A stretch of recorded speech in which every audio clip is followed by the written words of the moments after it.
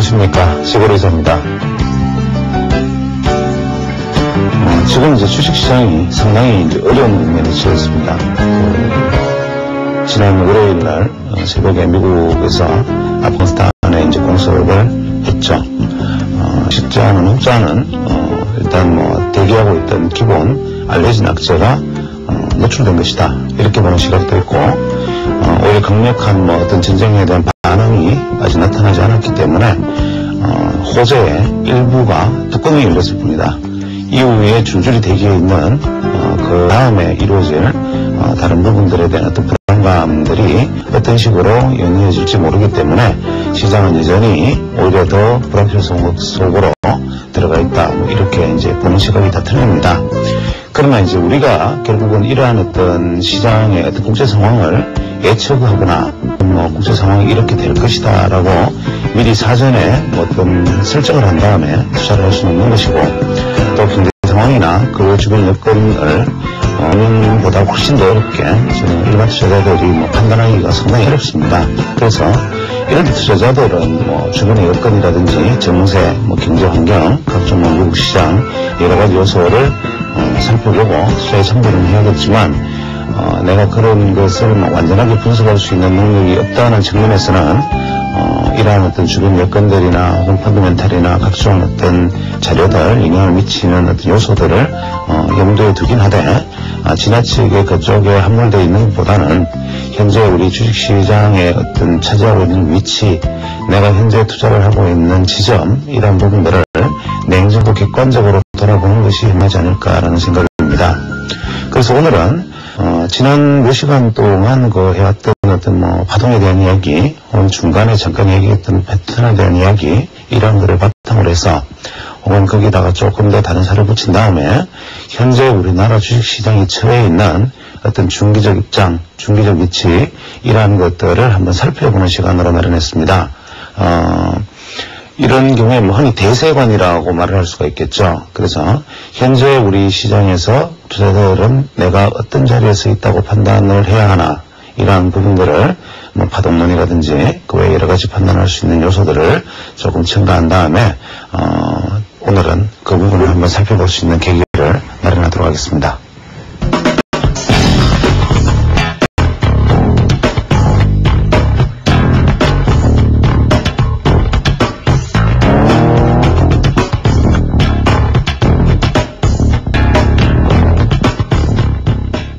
오늘은 파동에 대한 이야기를 조금만 진행한 다음에 그것을 기초로 해서, 혹은 더 크게 다른 이야기를 같이 좀 붙여서, 지금 시장이 굉장히 민감한 시기에 있기 때문에 시장을 보는 어떤 방식을 어떻게 보면 좋을 것인가 하는 얘기를 잠시 삽입하는 형식으로 파동 강좌의 중간에 종합지수를 가지고, 혹은 우리 시장의 현재 위치를 가지고 한번 돌아보는 시간을 같이 가지도록 하겠습니다. 지금 지난번에 말씀드렸다시피 제가 일관되게 말씀드리는 겁니다. 기자머리의 파동이라든지 각종 사이다라든지 이런 이상한 이름을 같이 접목시키고, 혹은 다우 이론이라든지 이러한 이론들을 엘리어트 파동이라는 어떤 파동과 같이 제가 접목시키는 이야기들을 하고 있습니다. 이 이야기는 이것들이 실제로 파동에서 일치하는 파동을 가지고 있다, 이런 뜻을 말씀드리는 게 아니라 주식시장을 보는 방식이 이러하다는 것, 주식시장의 보통 관통하는 이치는 이러하다는 것을 이해하시라는 뜻으로 말씀드리는 겁니다. 그런 관점에서 파동론자하고 전혀 상관이 없는 우리 그랜비를 두고 한번 얘기를 해보죠. 오늘은 이 그랜비는 이제 미국에서 유명한 기초 분석가인데 한 시대를 풍했지만 나중에 한번 실수로 해서 미국 시장에 슬슬이 나중에 은퇴를 했습니다. 그러나 이분이 남기신 업적이 상당히 큰데, 이분이 우리가 대표적으로 알고 있는 것이 그랜빌의 우리가 8법칙이죠. 그랜빌의 8법칙은 우리가 이동평균선을 중심으로 해서 일하는 매수 매도의 어떤 방식들에 대해서 그랜빌이 방법을 규정을 했습니다. 그런데 이 그랜빌은 당시에 200일 이동평균선, 이것을 굉장히 중요하게 강조를 했죠. 200일 이동평균선을 가지고 이동평균선의 매매 국면을 만들었는데, 이동평균선을 우리가 흔히 알기로 개념을 조금 잘못 잡고 있는 게 있습니다. 보통 우리가 투자자들이 이동평균선이 며칠 이동평균선이 적당합니까? 이런 질문을 가끔 저한테 하는 분도 있는데 며칠 이동평균선이 적당합니까? 라고 말을 하시는 분들은 어떤 면에서는 많은 생각을 해보신 분들이죠. 예를 들어서 우리가 이동평균선을 측정을 할 때 우리가 이제 한국 시장에 같은 경우에 뭐 HTS 같은 경우는 기본적으로 뭐 5일 이동평균선과 20일 이동평균선, 60일 이동평균선, 120일 이동평균선, 240일 이동평균선을 제공을 합니다. 그래서 보통 투자자들은 5일 이동평균선의 지지냐 저항이냐, 혹은 20일 이동평균선이 지지냐 저항이냐, 혹은 60일이냐 120일이냐 이것만 가지고 우리가 논하는 데 익숙해져 있습니다. 그런데 이동평균선의 원래 기본 개념은 뭐냐면 주식시장에 있어서 한 개의 사이클의 국면, 한 개의 사이클의 국면이 예를 들어서 이러한 사이클의 국면을 보인다. 그러면 한 개의 사이클을 완성하는 데 걸리는 평균 시장이 시장마다 틀릴 겁니다. 혹은 국면마다 틀릴 것이고, 예를 들어서 한국 시장 같은 경우에는 98년 6월에서 시작된 대세 상승이 2000년 말까지 갔죠. 그러면 99, 2002년 반 정도의 세월이 걸렸는데 2년 반의 주기가 한국 시장에서는 한 개의 사이클을 지금 형성했다라고 얘기를 하는 거죠. 그렇다면 이 직전 사이클에 한 개 형성되었던 이 국면과 그 이전 사이클에 형성되었던 이 사이클을 평균해서 나누게 하면 한 개의 사이클의 평균값이 얼마다라는 것이 나오게 된다. 그러면 한국 시장에서 우리가 평균값이, 사이클의 평균값이 얼마다라고 정하면 그 정해진 평균값의 중간치를 의미 있는 이동평균선의 중간값이라 그럽니다. 예를 들어서, 자, 이야기가 좀 복잡해지는데 이 사례를 들어보죠. 그랜빌은 당시 다우나 미국 시장을 15개월을 중심으로 시장을 봤습니다. 한 개 사이클이라고 봤습니다. 그러면 이 15개월은 당시 미국 시장에서는 약 398그레이드에 속하는데 이거는 400그레이드에서 하고 이 중간치는 200일 이동평균선이 되고 200일 이동평균선을 좀 더 세분하면 의미 있는 이동평균선은 100일 이동평균선, 그 다음에는 50일 이동평균선이 되고 그 다음에는 25일 이동평균선이 되겠죠. 그 다음에는 12일 이동평균선이 되고 그 다음에 6일 이동평균선이 의미 있는 이동평균선이 됩니다. 그럼 이 경우에는 미국 시장에서는 6일 이평선 혹은 12일 이평선, 그 다음에 50일 이평선, 200일 이평선, 이것이 중요한 이평선이 되는 거죠. 그래서 이거를 보통 우리가 잘 그냥 이렇게 생각하지 않고 그냥 받아들이게 되면 대부분 투자자들이 그랜빌이 200일 이평선을 가지고 얘기했으니까 우리도 200일 이평선을 가지고 그대로 한번 대입해 보겠다. 혹은 HTS에 5일, 20일, 60일이 되어 있으니까 이것이 중요한 것이다 해서 이것만 대보겠다. 이러한 것은 근본적으로 이동평균선의 개념과는 틀린다는 거죠. 그럼 우리가 이동평균선의 기본 원리는 어떻게 되느냐? 이야기가 자꾸 옆으로 확대되어 나가는 감은 있는데 파동론과 연결 짓기 위한 하나의 과정이라고 생각하시면 됩니다. 이동평균선이라는 건 뭐냐면 예를 들어서 우리가 5일 이동평균선이다 그러면 우리가 흔히 잘 아시죠? 5일간의 주가의 합입니다. 이렇게 5일간의 주가를 해서 평균된 합이 이동평균선의 현재값인데 문제는 내가 현재 이 매수가를, 단가를 다 가지고 있다고 생각하고 이것이 주가가 만약에 하락을 하면 이 부분에서부터 손실이 나기 시작하겠죠. 이 평균 단가에 손실 나는 단가가 있는데 이것이 손실을 나기 시작해서 만약에 다시 돌아오면 손실 났던 것이 되돌아오는 만큼 우리는 아마 다시 매도를 하려고 될 겁니다. 혹은 여기서 조금 더 올라가면 나머지 이익분 포지션에도 정리를 하려고 들겠죠. 투자자들은. 그렇게 되기 때문에 이동평균선이라는 것이 항상 지지와 저항의 역할을 동시에 하게끔 역할을 하는 것입니다. 즉 5일 이동평균선이면 5일간의 가격대에 사져 있는 투자자들, 20일 이동평균선이면 20일간의 가격대에 어떠한 포지션에서 뭐 낮든 높든 이렇게 사져 있던 투자자들이 내려갔을 때 이 사람들이 반응하는 매도 압력, 올라갔을 때 이 사람들이 이익 실현하더라는 또다시 다른 매도 압력, 혹은 이 종목이 많이 내려갔을 때 이제 이 고가 대비 이 사람들이 매물이 정리되고 새로 생성되는 가격, 이러한 것들이 이동평균선의 지지와 저항의 기본 원리라는 겁니다. 그러면 200일 이동평균선을 우리가 기준으로 놓고 봤을 때 그랜빌이 이런 얘기를 했습니다. 그랜빌 역시 국면을 8개의 8매수 매도 국면이라고 얘기를 했지만 그랜빌이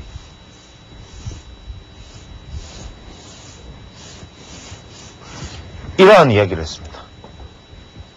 그랜빌의 이야기를 가만히 우리가 그래프를 그려보면 이러한 모양이 됩니다. 어디서 많이 봤죠? 엘리어트 파동이론과 같은 파동을 그리고 있습니다. 즉 1, 2, 3, 4, 5 파동의 A, B, C 파동입니다. 즉 이런 얘기를 하나 저런 얘기를 하나 마찬가지인데 그 이유는 지금 보면 알 수 있습니다. 예를 들어서 현재 이게 200일 이동평균선입니다. 그랜빌이 이야기한 것은 1번책부터 쭉 따라가 보면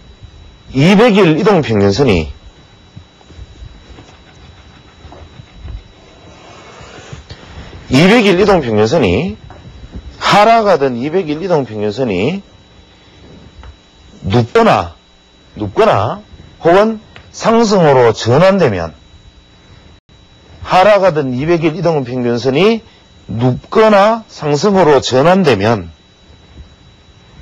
매수 국면이다. 그 다음에 상승하는 200일 이동평균선을 주가가 하회하는 오히려 매수 찬스다.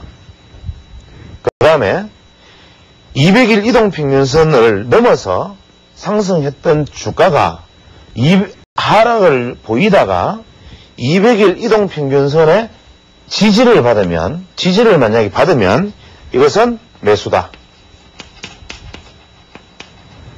그 다음에 200일 이동평균선을 넘어섰어. 마지막에 주가가 200일 이동평균선을 급격하게 하회를 하면 만약에 주가가 200일 이동평균선을 급격하게 즉 비록 하락 반전되었다 하더라도 하락 반전된 200일 이동평균선 여기가 반대겠죠. 하락 반전된 200일 이동평균선이 급격하게 하락을 하면 매수다. 매수의 사국면. 또 200일 이동평균선이 주가가 200일 이동평균선을 돌파를 해서 주가가 200일 이동평균선을 돌파를 했을 때 이 돌파한 200일 이동평균선은 반드시 거리를 되돌아가는 즉 급격하게 200일 이동평균선을 상회한 주가는 200일 이동평균선으로 되돌아가려는 습성이 있기 때문에 200일 이동평균선을 아래쪽에서 상방향으로 급격히 돌파한 주가는 일단은 하방의 조정폭이 크기 때문에 매도 국면이다. 그 다음에 200일 이동평균선이 상승하던 200일 이동평균선이 눕거나 하락 반전을 하면 매도다. 그 다음에 200일 이동평균선이 하락하는 200일 이동평균선을 주가가 상방향으로 돌파를 하면 이것은 매도다.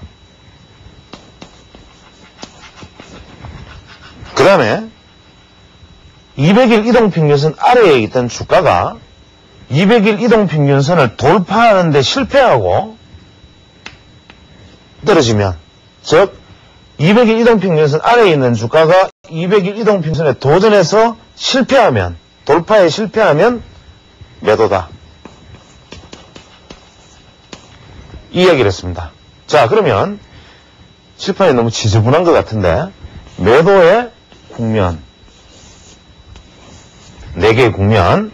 자, 이럴 때는 우리가 매수 1국면, 매수 2국면, 매수 3국면, 매수 4국면이라 하고 매도는 매도 1국면, 매도 2국면, 매도 3국면, 매도 4국면이라고 그랜빌을 이름을 붙였습니다. 이것이 그 유명한 그랜빌의 법칙, 이것을 제가 그림을 그린 겁니다. 그러면 이 그랜빌의 법칙이 잘 보면 엘리어트 파동 이론과 과연 다른 게 뭐 있느냐. 즉 주가가 상승을 했으면 한 차례 상승했을 때는 대부분 이것은 주가의 초기 상승은 선물에서의 환매수나 선물의 환매수나 혹은 공매도의 정리, 즉 매도 포지션의 정리에 기인하기 때문에 주가는 급격한 반등을 보이는 수가 많다. 대세 상승의 초기 국면에.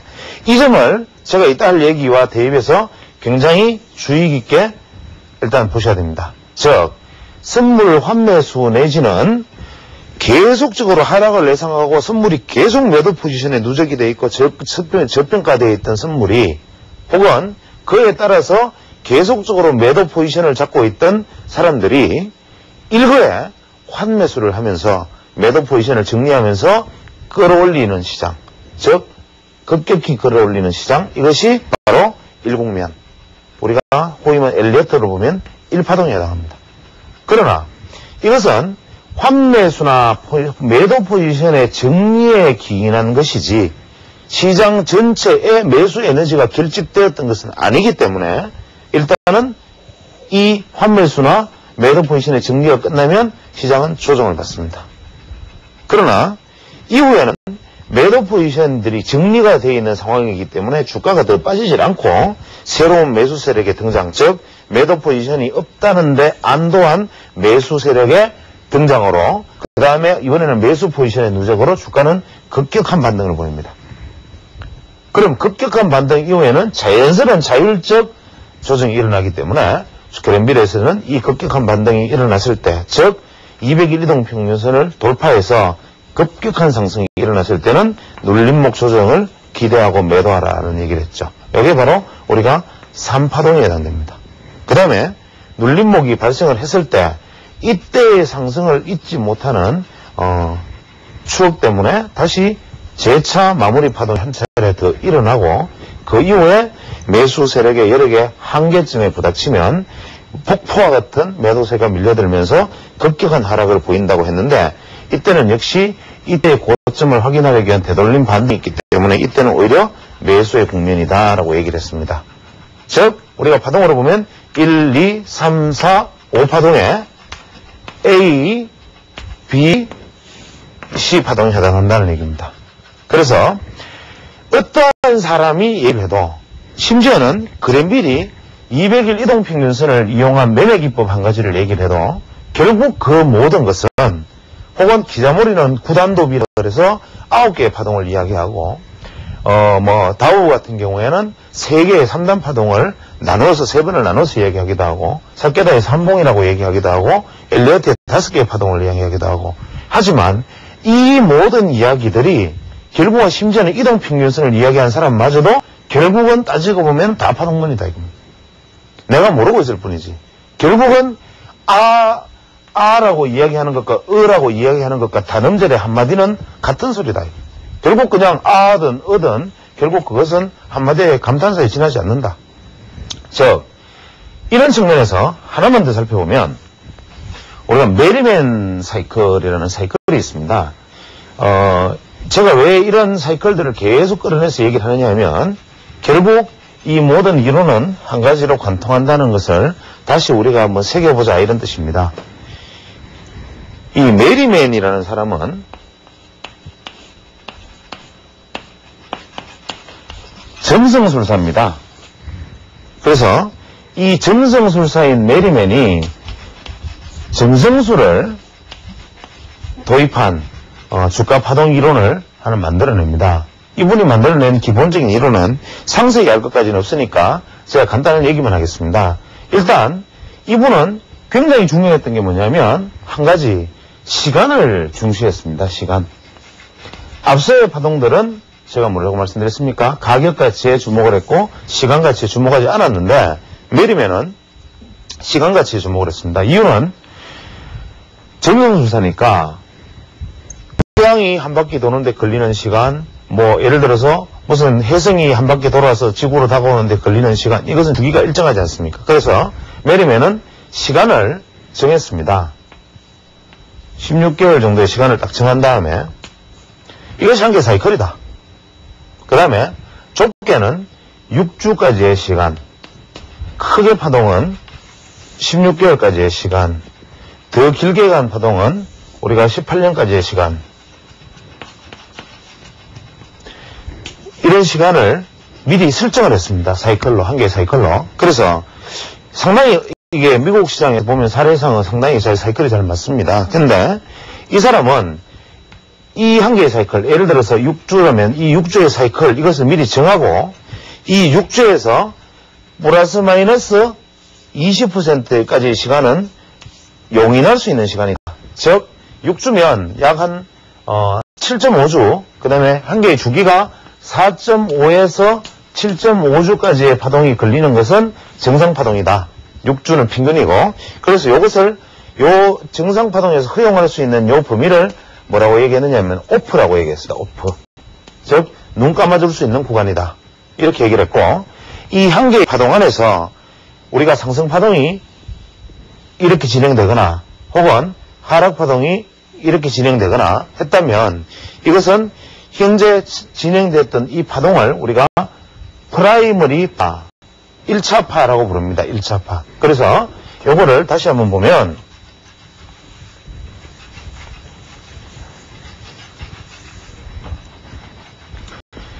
한 개의 사이클 안에 상파동이라고 가정을 하고 이런 파동이 나타나면 이렇게 해서 이 출발점보다 파동의 끝점이 높으면 우리가 이것을 프라이머리 웨이브 혹은 우리말로 아마 1차 파동 정도라고 얘기할 수 있겠습니다. 이 1차 파동은 그래서 프라이머리 웨이브라 그래서 1차 파동의 끝점, 즉 프라이머리 탑, 여기서는 1차 파동의 바닥점, 프라이머리 바텀, 이렇게 해서 PT, PB 해서 한 개의 파동으로 표시를 했고, 바텀, 바닥이라는 뜻이죠. 그래서 프라이머리 파동의 탑, 고점과 프라이머리 파동의 바텀, 바닥, 이렇게 얘기를 한 다음에 이 파동의 중간점, 6주라면 3주가 되겠죠. 이 파동의 중간점을 그어서 이 파동의 중간점보다 이 고점이 왼쪽에 있으면 이것을 원문에서 죄송합니다. left translation. left translation. 굳이 표현하면 좌측 전이.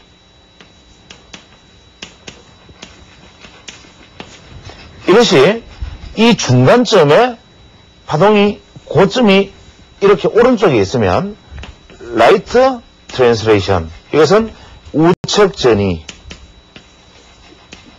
이 파동의 고점이 중간점 가까이에 있으면 central translation. 즉 중심전이, 이렇게 말을 했습니다.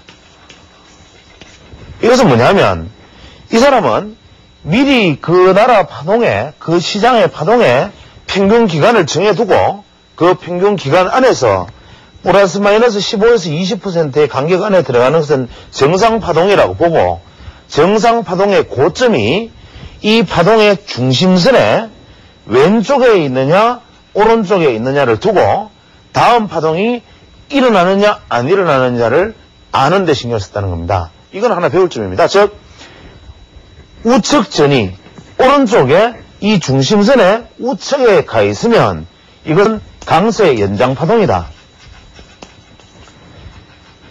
이 고점이 왼쪽에 있으면 약세파동이다.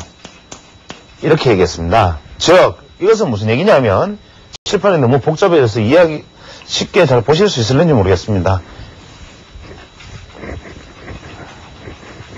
이거를 다시 이야기해보면 이러한 파동을 그렸다면, 즉 사이클 내에 중심선보다 오른쪽에 이 프라이머리 탑이, 즉 1차 파동의 고점이, 원파동의 고점이 이 사이클의 중심선의 오른쪽에 있다면 또 이런 파동이 나온다 이 말입니다. 강세 파동이 일어날 것이다. 즉 이렇게 해서 다음 파동이 일어나니까 강세 연장 파동이 될 확률이 높다. 만약에 이런 파동이 나왔다면 이런 파동이 나올 확률이 높다. 즉 다음에는 약세 반전 파동의 가능성이 높다 이렇게 얘기를 했습니다. 이해가 좀 되시겠죠? 그 다음에 이 사람이 말한 것은 엘리어트 파동과 크게 다를 바가 없는데 파동의 높낮이에서는 즉 1파동이 상승을 했을 때 이것의 조정 파동의 비율은 이 사람은 다우 이론과 엘리어트 이론을 동시에 취한 것처럼 보이는데 이 상승폭의 50% 되는 지점을 중심으로 50%선 예를 들어서 출발점이 A라고 가정을 하고 고점을 B라고 하고 현재가를 C라고 한다면 이 예상 눌림목 지점은 어디가 오느냐? 우리 주식시장에도 사례를 한번 비교를 해보시기 바랍니다. 1차 상승의 폭의 50%를 중간선으로 하고 우리는 항상 이 눌림목에 대해서 항상 문제입니다. 뭐 다우 이론에는 33%, 50%, 뭐 66% 정도를 얘기하고 엘리어트는 뭐 38.2%, 또 61.8% 이런 것들을 중요한 선으로 생각을 하는데 저는 이것을 뭐 보통 68%에서 33% 선 저는 개인적으로 이렇게 잡고 있습니다. 뭐 이렇게 잡은 이유는 여러 가지가 있지만 저는 뭐 이렇게 잡고 있고 이 메리맨이라는 사람 같은 경우에는 이 50%를 기준선으로 한 다음에 상하 이 50% 기준으로 상하 0.382에서 0.618 이 중심선에 상하 0.382에서 0.618의 비율로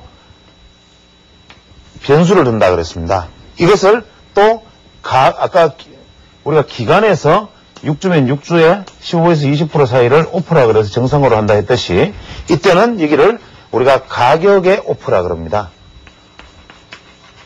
가격의 오프 즉 용인할 수 있는 비율이다 이렇게 얘기했는데 0.382, 0.618을 비율이 여기서 작동을 하려면 0.618 내지 0.382를 하면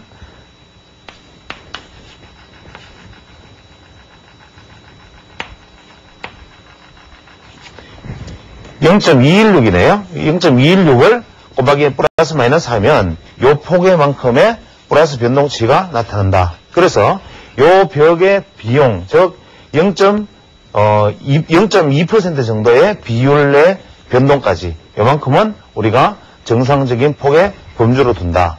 그 다음에 올랐을 때는 그 다음 오른 조정파동 이 조정파동은 이 상승폭에다가 이 가격대를 더한 다음에 정해진 가격을 0.128%를 곱한 변동폭을 또 오프폭으로 정한다. 뭐 이런 복잡한 얘기를 했습니다. 그래서 이 사람의 파동도 이 안에서 보통 다시 메이저 파동이라 그래서 이렇게 나뉘는 파동이 나타나고 그 다음에 또 뭐 하프 프라이머리라 그래서 중간에 이렇게 파동이 하나 더 나타나기도 합니다. 그럼 이 사람도 결국 파동은 하나, 둘, 셋, 넷, 다섯, 여섯, 일곱 개의 파동이 되는 거죠. 그러면 우리는 기자무리의 파동은 9개, 사케다의 파동은 3개, 다우는 9개, 이 메리맨 파동은 7개, 엘리어트의 파동은 5개, 이러한 호수 파동이 나타나게 됩니다. 그래서 이것들 전체적인 평균치는 아마 적당히 봐서는 3을 기초로 한 5개의 파동이 중요한 게 아닌가 생각하고 세부 파동과 연장 파동까지 생각했을 때는 이 9개의 파동이 중요하지 않나라고 저는 생각하는데 왜 숫자를 중요시하라 하는 건지는 제가 다음 시간에 한 번 더 설명해 드리겠습니다. 자, 이제 이 정도 얘기를 하고 우리나라 주식시장에 대한 얘기를 한번 해보겠습니다.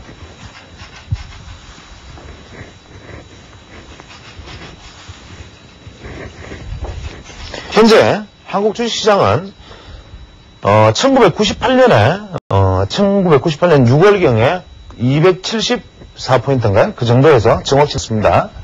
대세 상승을 맞이해서 아마 1040포인트 정도까지 상승을 한 다음에 조정을 거쳐서 아마 1010포인트까지의 반등 이후에 다시 조정을 받고 1060포인트의 고점을 형성한 다음에 640에서 660선을 지지를 받고 다시 860선의 반등 이후에 현재 470선 대까지 내려왔다가 지금 반응을 460에서 470선 요 사이에서 지금 반응을 보이고 있습니다. 그러면 제가 이게 정확한 게 아니기 때문에 혹시나 틀린 점이 있으면 이해해 주시고 아마 요 이후에 바로 CG가 흐를 텐데 그 CG에 따라서 그림을 보시면 제공되는 차트를 동시에 보시면 아마 이것보다 좀 더 정확한 그림을 보실 수가 있을 겁니다.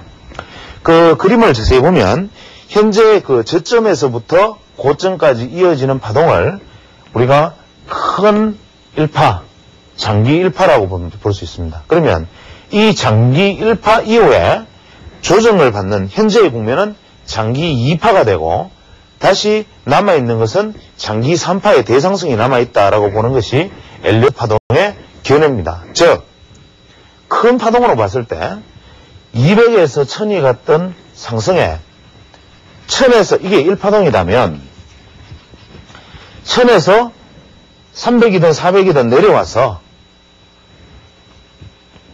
2파동 3파동이 진행이 된다면 3파동은 1파동에 최소한 0.618배 혹은 심한 경우에는 2.618배의 상승이 예고된다고 했으니까 270포인트에서 1060포인트 사이의 간격 약 한 790, 한 800포인트 정도의 꼬박이 0.618을 현 가격대에서 어떤 지지를 받는 가격대에서 올라간다면 현재 우리나라 주식시장이 만약 반등만 한다면 목표 주가가 1600포인트다라고 말하는 것이 엘리엇 파동론자들의 일반적인 얘기입니다. 그러면 현재 큰 어떤 장기 파동으로 봐서는 280에서 1파동 현재 조정 2파동에 있고 3파동이 남았다라고 볼 수 있는데 엘리엇 파동 이론으로 만약에 전저점인 270을 만약에 깨면 어떻게 되겠습니까? 즉 엘리엇 불변의 법칙에 의해서 조정파가 1파동의 저점을 하회하면 이것은 반전이 아니다. 즉 이것은 만약에 이번에 270포인트 이하로 내려갈 일이 없겠지만 만약에 내려간다면 이것은 아니다. 그러면 270포인트까지 안 가고 만약에 반전을 한다면 이 지점이 어디가 되든 이것의 1.618배에서 2.618배의 상승은 일어날 수 있다라고 보는 것이 파동론자인데 문제는 현재 우리 시장을 파동을 재단하는데 두 가지 논점이 있습니다. 파동론으로만 보면 어떤 논점이 있느냐. 파동의 출발점을 278포인트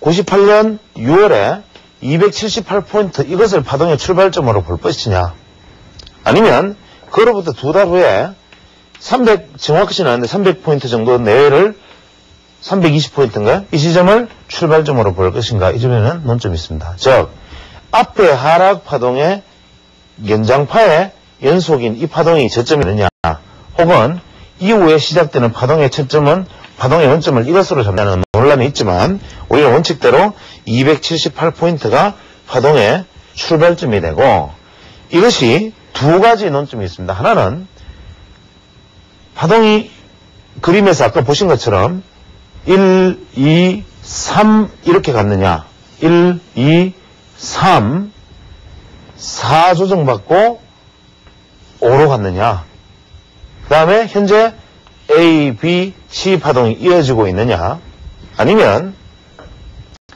1, 2, 3파동 이후에 4파동의 조정 이후에 미달형 5파동이 나오고 즉 3파동을 넘지 못하는 3파동의 고점을 넘지 못하는 5파동이 미달형으로 나오고 그 다음에 불규칙 조정 A, B 불규칙 조정 A, B C가 지금 오고 있느냐. 이 부분에 대해서는 상당히 논란의 여지가 있습니다. 즉, 이 불규칙 조정에 대해서는 제가 나중에 설명을 드리겠지만 이것이 어떤 의미를 가지고 있느냐 하면 1, 2, 3, 4, 5 해서 이것이 한 개의 전체 1파동의 2파동의 조정이라면 현재 일어나고 있는 파동은 A, B, C 파동인데 이 C 파동은 지그재그 파동입니다. 하나, 둘, 셋, 넷, 다섯, 하나, 둘, 셋, 넷, 다섯 전형적인 지그재그 파동이 돼서 현재 이 하락폭에 1060포인트 마이너스 640포인트의 폭이 하락이 C파동에서 비슷한 파동이 일어날 수 있습니다. 그러면 이것이 폭이 만큼의 차이를 860포인트 고점에서 빼면 여기 정답이 420포인트 정도 레벨에서 저점이 형성될 것이다. 이런 이야기가 됩니다. 그러나 만약에 파동이 1, 2, 3, 4 미랄 파동 이후에 A 불규칙 조정 B의 C라면 이 A 파동에 2.618배 내지 1.618배인데 1.618배는 넘어섰고 이 파동에 2.618배만큼의 하락 파동이 주어진다고 가정하면 대충 450포인트 정도가 저점이 됩니다. 그러나 만약의 경우에 이렇게 파동이라는 것이 붙이는 데 따라서 멋대로인데 이것이 A파동과 C파동의 길이가 일반적으로 지그재그 파동에서 같이 나오지 않고 이것이 만약에 1.618배가 나온다면 즉 이 하락파동에 1.618배의 하락파동이 된다면 종합주가 지수는 400포인트 이하 380포인트에서 360포인트까지 떨어질 수 있습니다. 자, 파동론으로 보는 대세관은 이렇습니다. 그러나 분명한 것은 현재 파동론에서 우리가 중요한 것은 이번 바닥이 바닥이라는 겁니다. 즉 이번에 만약에 바닥을 형성하면 다음번에 올라갈 수 있는 반등은 어디까지냐? 일단 기술적인 측면에서만 놓고 봤을 때는 상당히 지난번 고점을 돌파하는 상승파동이 나타날 수 있다라는 얘기가 되고 그렇게 된다면 예전에 우리가 지금 현재는 몹시 비난하지만 예전에 모 정권에 L 사장께서 하신 한국종합지수 6천 간다. 참 그때는 이것이 굉장히 많은 투자자들에게 환상을 불러일으켰고 이렇게 말한 회사의 펀드가 아주 불티나듯이 팔리면서 이 회사가 아주 급속히 컸죠. 그런데 이분이 말씀하신 6,000포인트 간다라는 것이 지금 이야기하면 완전한 사기극이지만 파동론의 관점에서 최대 목표치로서는 불가능한 얘기는 아니었습니다. 그래서 이 파동론이라는 것은 귀에 걸면 귀걸이, 코에 걸면 코걸이가 되기 때문에 이것을 가지고 현재가 저점이다, 바닥이다라고 말을 할 수는 없으되 분명한 것은 우리가 ABC 파동만 놓고 봤을 때 280에서 저는 이 가장 원칙적인 설을 지지합니다. 280포인트에서 1060포인트의 고점을 형성하고 A, B, C가 형성되고 있는데 이 바닥이 A 파동과 C 파동의 길이가 같은 400대 450을 레벨한 지점이 될지 혹은 이 A 파동에 1.618배의 파동이 나와서 이것이 400 이하로 내려갈지 혹은 지난번 찍었던 460대가 바로 그렇다면 저점일 확률도 없지 않아 있는데 그럼 여기서 바로 턴해서 갈지 이것을 알 수 있는 사람은 아무도 없다 이겁니다. 그러나 분명한 것은 여기서 반전을 해나간다면 어떤 식으로든 이것은 3파동의 출발이 되고 3파동은 최소한 가장 짧은 파동일 수는 없다라고 얘기를 말씀드렸죠. 그러면 최소한 1파동보다는 길다. 즉 장기 1파동보다는 길다. 그러면 어떻겠습니까? 최소 700에서 800포인트 이상의 상승은 현재 시점에서 가능하다. 턴하는 시점에서. 그렇기 때문에 현재 시장을 무조건적으로 비관적으로 보는 것은 나쁩니다. 그러나 이것이 이 바닥이 엘리어트 말에 의하면 0.618배라는데 혹은 여기서 불규칙 조정이라면 이것에 2.618배라는데 혹은 이것과 이 파동은 지그재그에서는 같다는데 그렇기 때문에 계산을 해보면 얼마 예를 들어서 412포인트가 저점이 답이 나온다. 앞에 파동은 세부 몇 파동에 뭐 무에 무슨 파동에 이렇고 앞에는 계산해보면 얼마가 나오기 때문에 이게 바닥이다. 이렇게 말하는 것은 바로 치기입니다. 치기. 엘리어트 파동은 그렇게 자로 잰 듯이 계산해서 말을 할 수 있는 것이 아니라 우리는 이것의 흐름, 물이 흐르는 질서를 이해하자는 것이죠. 그래서 이것을 가지고 목표치가 얼마다라고 얘기하는 것은 무의미하다. 다만 이 하락이 어디가 종점이 될지 모르지만 하락되는 종점은 다음 상승의 출발점이 되어준다면 다음 상승은 상당히 기대할 만하다. 그러니까 현재 이 길이를 넘어선 하락을 보이고 있는 시장에서 지금 내가 시장을 벗어나기에는 너무나 늦었다. 즉 시장을 내가 떠나려면 이 지점에서 떠나거나 최소한 이 지점에서 떠나야 되고 이제 이 지점에서 시장을 떠나기는 늦었다. 그래서 투자자들은 섣불리 내가 바닥이라는 것에 애단하고 지금 들어가서 마지막으로 심리적으로 스트레스 받을 필요는 없고 이 안에서 어떠한 형식으로든지 바닥이 확인이 되고 현재 이번에 이 지점이 바로 반전의 포인트가 될 가능성도 오늘이 지금 화요일이니까 이것이 만약에 뭐 500포인트를 기점으로 이제는 지난번 찍은 460대에서 500포인트를 기점으로 턴을 하는 일이 없어란 법 없고 더 내려가서 450포인트를 확인하지 말라는 법 없고 심지어는 420포인트까지 가지 말라는 법은 없습니다. 현재 시장의 전문가들도 다 이렇게 얘기하는 사람, 이렇게 얘기하는 사람, 이렇게 얘기하는 사람이 틀리지 않습니까? 이랬을 때 나는 이렇기 때문에 여기까지 올 거라고 생각해, 여기까지 올 거라고 생각해, 이까지 올 거라고 생각해 라고 얘기하는 것은 그냥 다트를 던지는 것과 같습니다. 시장 옆에서는 겸손해야 되고 맞서지를 말아야 됩니다. 그렇다면 우리는 어떻게 되느냐? 이것이 찍고 턴을 해서 640포인트를 돌파를 하는지 못하는지를 지금부터는 눈여겨보면 됩니다. 즉 보유자들은 이제 버릴 시점은 아니다. 그러면 보유하고 있다가 언젠가는 640포인트를 돌파를 해내면 이때부터는 추세 반전이라고 시작해도 좋다. 이 640포인트를 추세 반전의 기점이라고 생각하는 이유들이나 그 다음에 제가 생각하고 있는 최저점, 최악의 경우에도 뭐 420포인트, 현재 가장 가능성이 있는 460포인트, 이미 지났을지도 모르겠습니다만은 이미 저점을 확인했을지도 모르지만 450에서 460포인트, 최대 420포인트 정도 수준을 저는 뭐 저점이 아닌가 생각을 하고 그 다음에 640포인트를 돌파해서 안착을 한다면 아마 추세 반전에 대한 기대를 해도 좋지 않겠는가. 그래서 지금 투자자들은 섣불리 추세 반전이 되었다 안 되었다 하는 것보다 이 640포인트를 기준으로 돌파하는 시점, 이때까지 내가 공부하는 방식을 기르고 대응하는 능력을 길러서 침착하게 지켜보는 시각, 이것이 중요하겠습니다.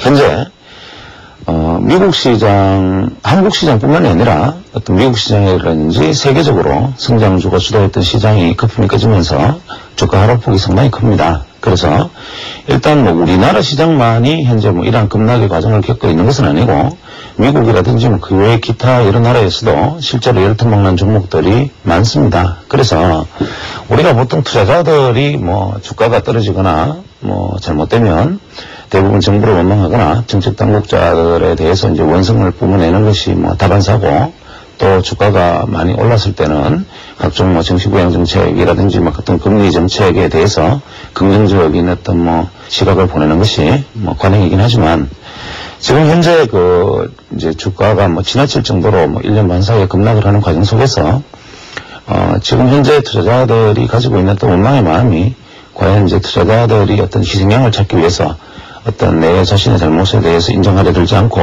혹은 뭐 정책의 잘못이나 혹은 뭐 다른 부분에 탓을 돌리기 위해서 하는 것만은 이번만은 아닌 것 같다는 생각이 들어서 이 이야기를 계속하고 있습니다. 특히 미국의 사례를 들어보았을 때 작년 한 해 동안 나스닥 시장의 신규 상장된 종목과 퇴출된 종목 수가 거의 비슷하고, 올해에 예를 들면 상장된 등록수, 상장된 기업보다 퇴출된 기업이 10배 정도 많은 걸로 알고 있습니다. 특히 뭐 지난달 같은 경우에는 신규 상장은 전혀 없고 퇴출만 있었던 걸로 알고 있습니다. 그렇다면 미국이란 나라는 물론 시장이 이제 뭐 상승했다 하락했다 하는 것은 당연한 것이지만, 미국이란 나라는 어떤 면에서는 아주 철저하게 어떤 자정의 원리가, 어떤 면에서는 정말 자본시장의 어떤 냉정한 원리가 제대로 작용하고 있는 시장이다.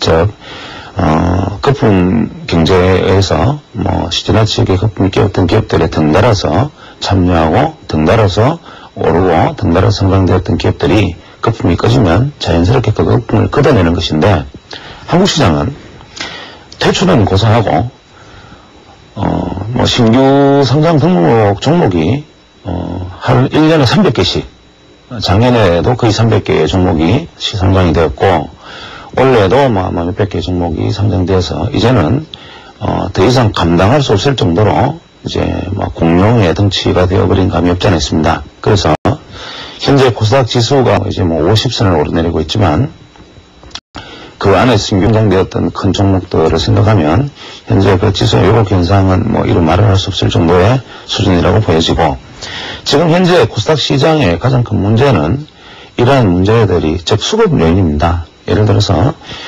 사려는 사람보다 팔려는 사람이 많으면 물건값은 떨어질 수밖에 없고, 사고 싶은 사람은 물건이 계속 공급이 되는 상황에서는 좀 더 나은 물건, 좀 더 싼 물건을 찾기 위해서 기다리는 것이 당연하다면, 결국 코스닥 시장은 이런 식으로 가면 미래가 없는 것은 분명합니다.